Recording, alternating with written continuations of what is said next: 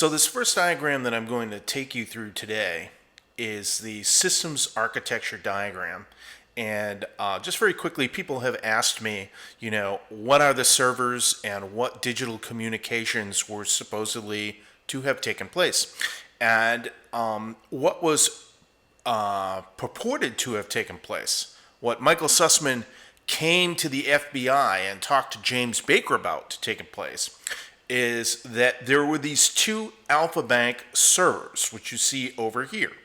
And what they were supposedly doing, and what the logs, the computer logs for the domain name server that you see here, and the logs are here, what it was supposedly doing was doing these NS lookup commands, which is a Unix command where you will just sit here and spin and do these lookups.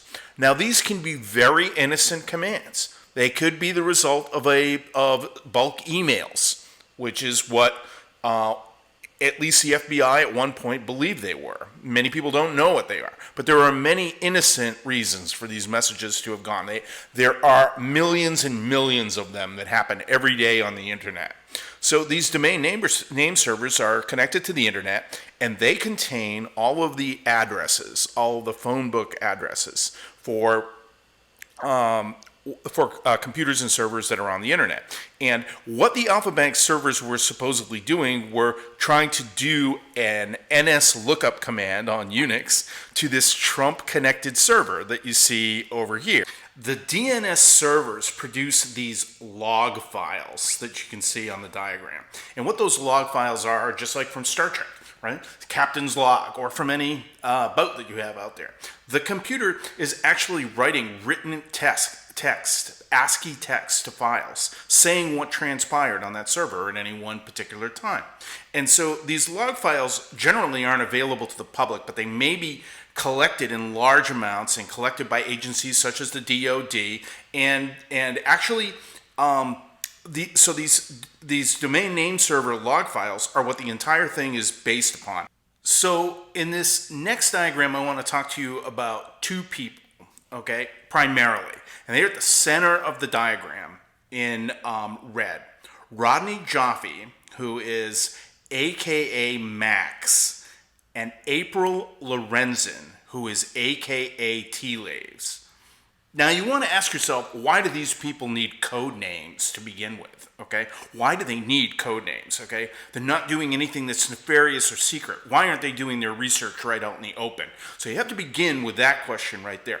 And take a look at what Rodney Joffe's name, Max, where it came from. The rumor is, this is a little tidbit, is that Glenn Simpson, many of you familiar with GPS, the spy who runs Fusion GPS, gave him the code name Max, naming him after his son, which is kind of interesting. But both April Lorenzen and Rodney Joffe both helped craft this tale on these computer log files. They were originally supplied and compiled by April Lorenzen at her company, Zetalytics, which provided them to begin with.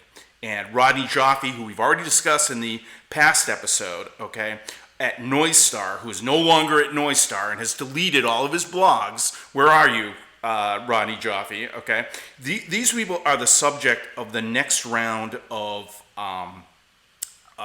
subpoenas. Okay, and there were other people who had access and looked at these files to help craft this phony narrative, and it is a phony narrative.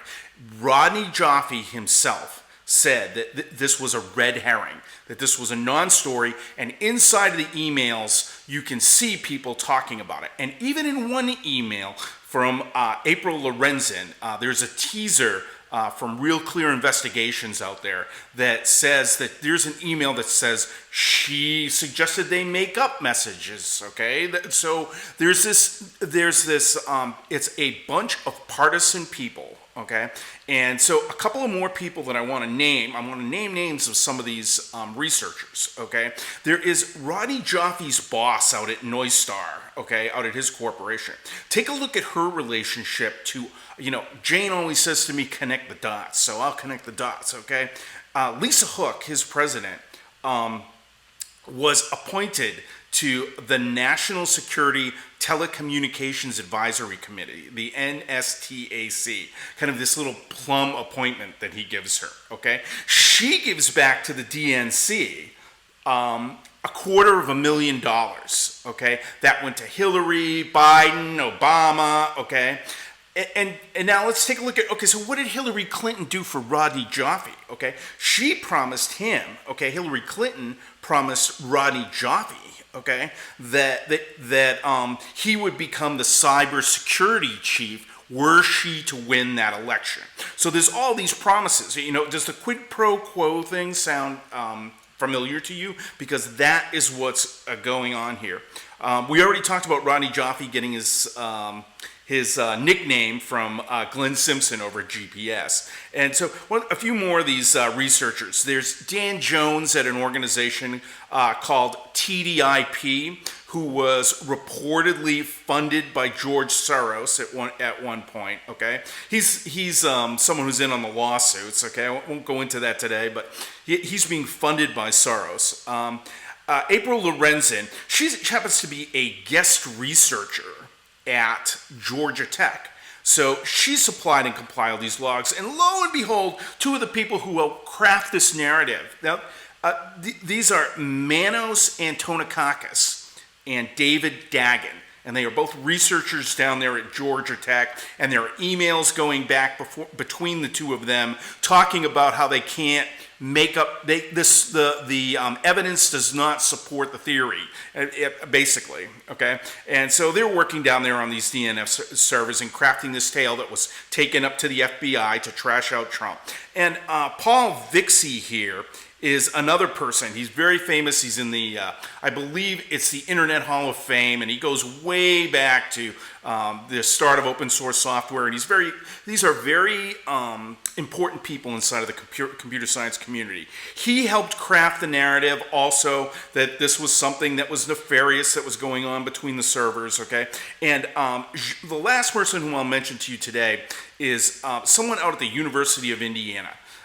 Jean Camp. Again, this is, you know, some of our most prestigious researchers, some of our most prestigious universities that helped craft this bogus Trump alpha story. And she is all over Twitter, okay, trashing out President Trump.